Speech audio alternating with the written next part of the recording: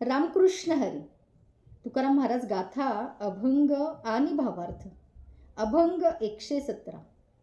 दुर्जनाची गंधी विष्टेची या परी, देखोनी या दुरी व्हावे तया. ऐका हो तुम्ही मात हे सज्जन, करू संघष्टन नये बोलो.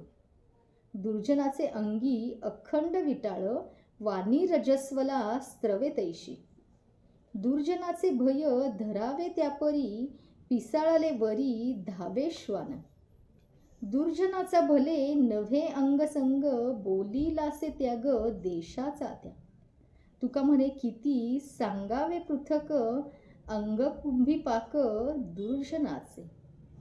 माणसाच्या संगतीची घाण अगदी विष्टेसारखी दुर्गंधीयुक्त असते. पाहताच त्यापासून दूर असावे.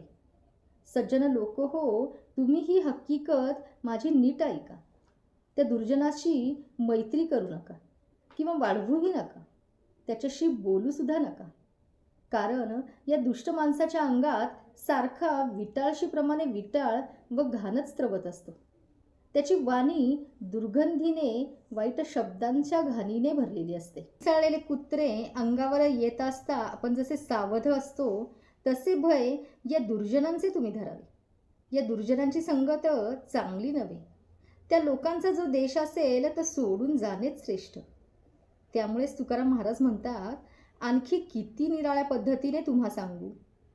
दुर्जनांचे अंग म्हणजे प्रत्यक्ष कुंभपाक नरकच होय.